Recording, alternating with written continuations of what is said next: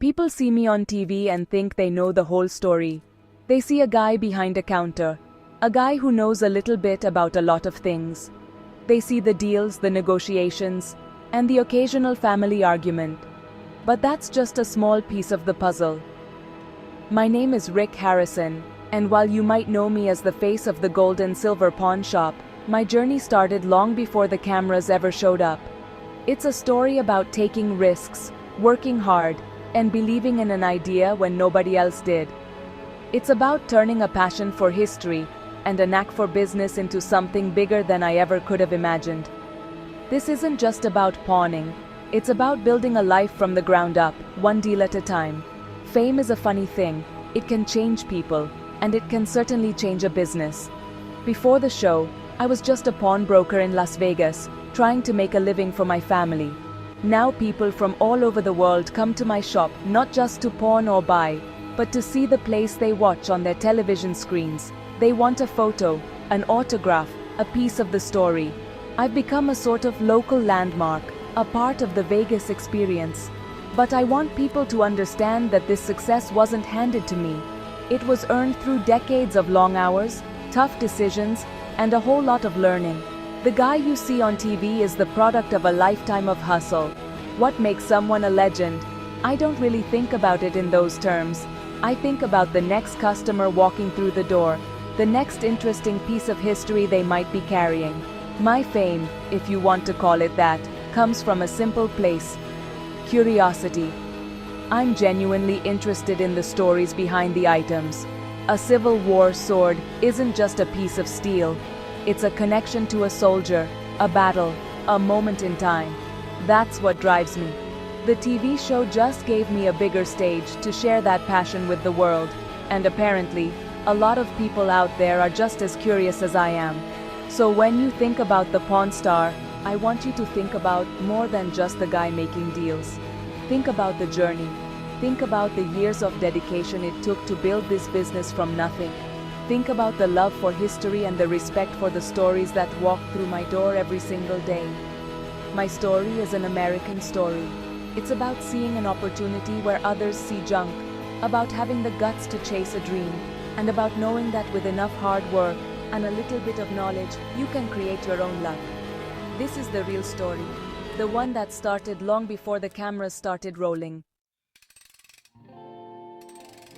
My story really begins in a garage. Not a fancy one, but a dusty, cluttered space filled with tools, half-finished projects, and the smell of oil and opportunity. I wasn't your typical kid. While other kids were playing video games or sports, I was learning about the art of the deal. My dad, the old man, was a master. He was a Navy veteran with a sharp mind for business, and he taught me everything he knew. He believed that you had to work for everything you got in life, and that lesson started early for me. The garage was my classroom, and the curriculum was simple: buy low, sell high, and always know the value of what you're holding. I had epilepsy as a kid, which meant I spent a lot of time indoors. I couldn't always go out and play like the other children, so I turned to books. I read everything I could get my hands on, especially history books. I devoured stories about wars, inventions, and forgotten treasures. This wasn't just a hobby, it was the beginning of my education. I learned that knowledge was the most valuable currency of all. In the pawn business, you have to be an expert in everything, from antique firearms to vintage comic books. My love for reading gave me the foundation I needed to spot a treasure when it walked through the door. It turned out that all those hours spent with my nose in a book would pay off in a big way. The garage wasn't just for learning, it was for doing. I started my first real business when I was just a teenager, buying and selling fake Gucci bags. It was a hustle for sure. I'd buy them for a few bucks and sell them for a nice profit. It taught me about supply and demand, about marketing, and about taking calculated risks. My dad saw what I was doing, and while he probably wasn't thrilled about the product, he respected the hustle. He saw that I had the drive, the same entrepreneurial spirit that he had. Those early experiences in the garage, tinkering with things and making small deals, were the building blocks of my entire career. Looking back, that garage was more than just a place to work. It was a symbol of my entire approach to life. It's about starting with what you have, no matter how small or messy it seems, and building something from it. It's about being resourceful, using your hands and your mind to create value. It's where I learned that you don't need a fancy office or a college degree to be successful. All you need is a strong work ethic, an insatiable curiosity, and the willingness to get your hands dirty. The lessons I learned in that garage are the same ones I use in the pawn shop every single day. Starting the gold and silver pawn shop wasn't some grand, romantic vision. It was a matter of survival. My dad and I had opened a small gold and silver coin shop, but it wasn't doing great. The market was tough, and we were struggling to make ends meet. We needed a way to bring in more consistent business. I had been thinking about the pawn business for a while. It was a natural extension of what we were already doing, but on a much broader scale. The problem was, getting a pawn license in Las Vegas was nearly impossible. The city had a law that limited the number of licenses, and they hadn't issued a new one in years. The inspiration came from a simple observation. I noticed that the last pawn license in Vegas had been issued in 1955. The law stated that if no new licenses were issued for a certain period, the city had to start issuing them again. I did my research, dug through city records, and found the loophole. I called the city statistician every single week, asking the same question: has anyone else applied for a pawn license? For a whole year, the answer was no. Finally, the day came when the law kicked in. I was the first one in line, paperwork in hand. It was a long shot, a gamble, but in Vegas, you have to be willing to play the odds. We finally got our license in 1989 and opened the gold and silver pawn shop. It wasn't the glamorous place you see on TV today. It was a small, 300 square foot room, what we affectionately called the box. It was just me and the old man, working 24 hours a day, 7 days a week. We lived and breathed that shop. I'd work the day shift, and he'd work the night shift. We took turns sleeping in the back. It was a grind. We dealt with all sorts of characters, from people down on their luck to hustlers trying to pull a fast one. It was a tough business, but we were tougher. We were building our dream, one pawn ticket at a time. The core idea behind the shop was simple: be fair, be knowledgeable, and treat people with respect. A lot of pawn shops have a bad reputation, and I wanted to change that. I wanted to create a place where people felt comfortable, whether they were selling a family heirloom or just needed a small loan to get through the week. We weren't just dealing in items, we were dealing with people's lives. That philosophy, combined with our growing expertise in a wide range of items, slowly started to build our reputation. We were becoming more than just a pawn shop. We were becoming a trusted part of the community. Every business has those moments, those key turning points that change everything. For us, one of the biggest was when my son Corey came to work at the shop. He was just a kid, but he had the family knack for the business. He brought a new energy, a new perspective. Then came his childhood friend, Chumley. Everyone knows Chumley. He started out just cleaning and organizing, but he quickly became a part of the family and a key part of the shop's personality. Having Corey and Chumley around changed the dynamic. It wasn't just me and the old man anymore. It was a multi-generational team, and that created a unique and often hilarious environment that people seemed to connect with. Another huge moment was when we started to get local media attention. A local magazine did a story on us, calling us the most unique pawn shop in Las Vegas. That was a big deal. It brought in new customers and made us a bit of a local celebrity. Then, a PBS documentary featured the shop. They were fascinated by the variety of items and the stories behind them. That's when I really started to think that what we were doing was more than just a local business. It had a broader appeal. People were interested in the history, the thrill of the hunt, and the art of the deal. It planted the seed in my mind that this could be something much, much bigger. Of course, the biggest turning point was the decision to actively pursue a television show. I spent years pitching the idea. I believed that a show about a real pawn shop, with real people and real historical items, would be a hit. I filmed a demo tape, sent it to countless production companies, and got rejected time and time again. They told me no one would watch a show about 4 fat guys in a pawn shop. But I didn't give up. I knew we had something special. I believed in the concept, and I was willing to fight for it. That persistence, that refusal to take no for an answer, was a defining moment in my career. Finally, after 4 long years of pitching, we got our break. A production company saw the potential, and they helped us pitch it to the History Channel. They got it. They understood that this wasn't just another reality show. It was a show about history, commerce, and family. The day we signed the contract was surreal. It was the culmination of everything we had worked for. All the long hours, the risks, the rejections. It had all led to this. It was the moment the gold and silver pawn shop went from being a successful local business to a global phenomenon. Our lives were about to change forever, and we had no idea what was coming. The transition from a working pawn shop to a television set was honestly a wild ride. Suddenly, our small corner of Las Vegas was filled with cameras, lights, and, well, a whole crew of people who didn't know the first thing about pawning. It was a huge learning curve for all of us. We had to figure out how to do our jobs while being filmed, how to explain our thought process for the audience, and, how to just act natural with a camera in your face.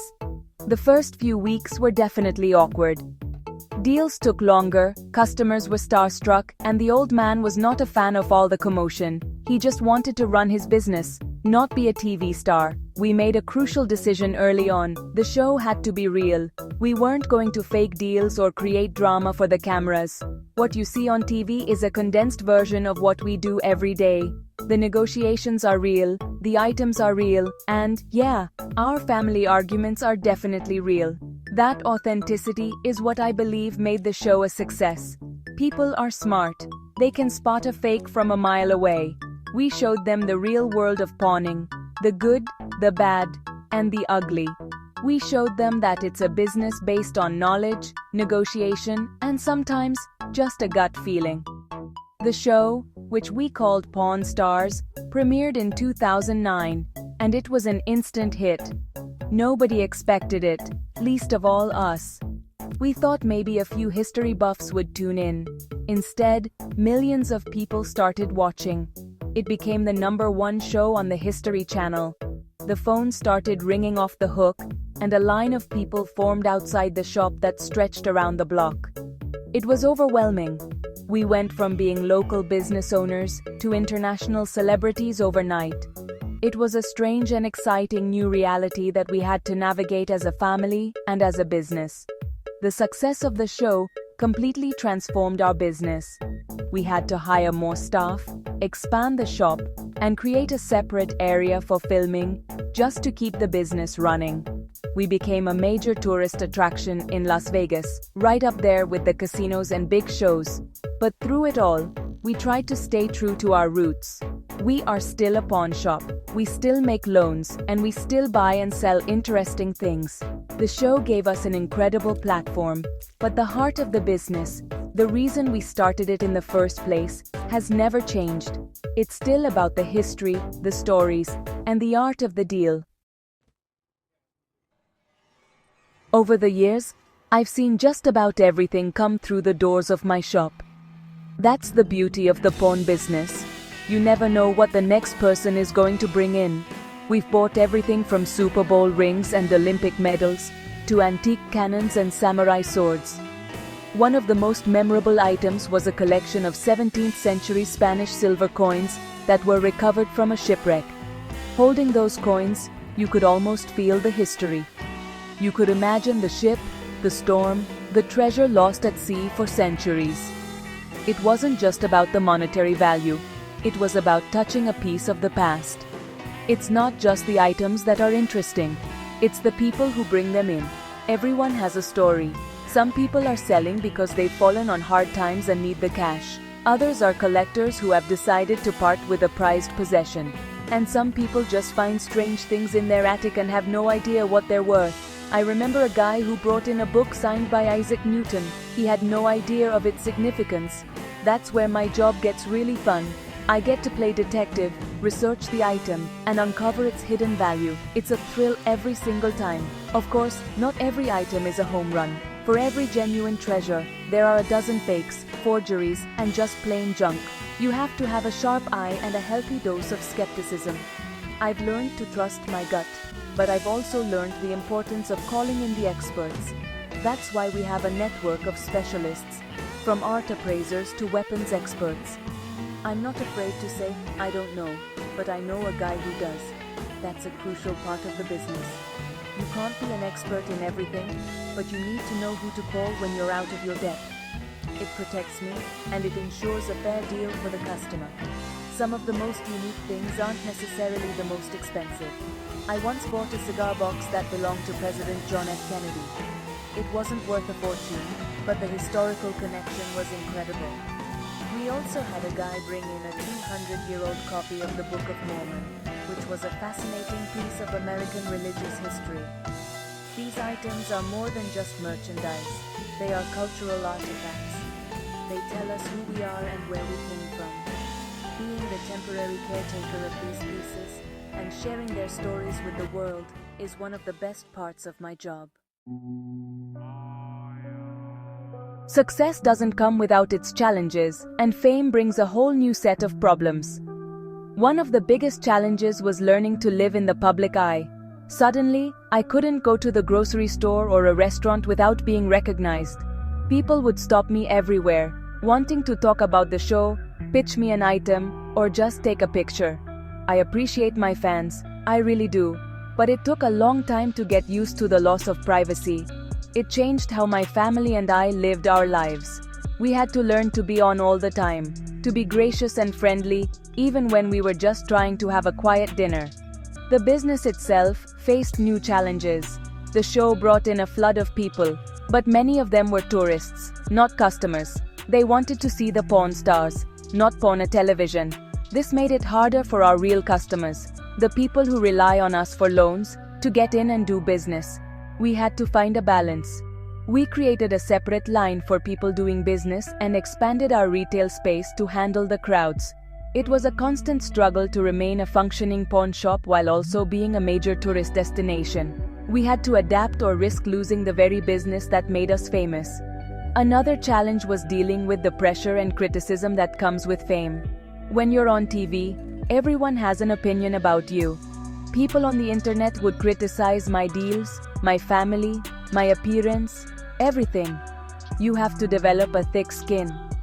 I learned early on that you can't please everyone. I had to focus on running my business, taking care of my family, and staying true to myself. The old man was a big help with that. He never cared what other people thought, and he taught me to have the same attitude. His wisdom was a grounding force during those chaotic early years of fame. Perhaps the greatest challenge of all was the loss of my dad, the old man, in 2018. He was the heart and soul of the shop and our family. Losing him was devastating, both personally and professionally. He was my partner, my mentor, and my best friend. The shop felt empty without him sitting in his chair, grumbling about something. We had to learn how to carry on without him, to honor his legacy by continuing to run the business with the same integrity and work ethic he instilled in us. It was the toughest test we've ever faced, but we knew it's what he would have wanted. His spirit is still in every corner of that shop. It's strange to think of myself as a role model or a symbol of success. I'm just a guy who runs a pawn shop. But over the years, I've realized that my story has come to represent something more to people. It represents the idea that you can achieve success through unconventional means. I don't have a college degree. I didn't follow a traditional career path. Instead, I carved my own way, using my wits, my passion for history, and a whole lot of hard work. I think people see that and realize that there's more than one path to achieving the American dream. My success is built on knowledge. In a world where information is everywhere, I've shown that being a lifelong learner can be a superpower. Every day, I'm learning something new about a different corner of history, science, or art. This has made me a better businessman and, I think, a more interesting person. I've tried to show people, especially kids, that learning isn't just for school. It's a tool you can use for your entire life. Being curious and asking questions can open up doors you never knew existed. I believe my journey has made being a nerd or a history buff cool, and I'm very proud of that. I've also become a symbol of entrepreneurial spirit. I saw an opportunity, took a calculated risk, and built a business from the ground up. I faced obstacles, dealt with bureaucracy, and overcame rejection. My story shows that if you have a good idea and the tenacity to see it through, you can succeed. I get letters and emails all the time from people who were inspired by the show to start their own businesses. They saw my journey and thought, if he can do it, why can't I? That to me is one of the most rewarding aspects of my success. Inspiring others to chase their own dreams is a powerful legacy. Ultimately, I think I've become a symbol of authenticity. In a world full of slick, polished celebrities, we've always been ourselves on the show. We're a real family with real disagreements and real affection for each other. We don't pretend to be perfect. We show our flaws, we make mistakes, and we have a laugh at our own expense. People connect with that honesty. They see a family that works together, argues, and ultimately has each other's backs. In a way, the Gold and Silver Pawn Shop has become a symbol of a certain kind of American family, one built on hard work, shared history, and a lot of love. So why do people love this story? Why did a show about a pawn shop in Las Vegas become a global phenomenon? I think it's because, at its core, it's a story about the American dream. It's the classic tale of someone starting with nothing and building an empire through hard work, intelligence, and a little bit of luck. It's a story that gives people hope. It reminds them that in this country, it doesn't matter where you start. It's about where you're willing to go. My journey from a kid reading history books in a garage to a successful businessman on international television is proof of that. People also love the element of discovery. Every episode is like a treasure hunt. A customer walks in with a dusty old object from their basement, and it could be worthless junk, or it could be a priceless piece of history. There's a thrill in that unknown. It taps into that universal fantasy of finding a hidden treasure. We all have old stuff lying around, and the show makes you wonder, what if that old painting in my attic is actually worth a fortune? It brings history out of the stuffy museums and into our living rooms, making it accessible, exciting, and relevant to our everyday lives. The family dynamic is another huge reason why the story resonates. People love watching me, the old man, Corey, and Chumley interact. We're a quirky, dysfunctional, but ultimately loving family. Our bickering, our inside jokes, and our genuine affection for one another are relatable. Every family has its own version of our dynamic.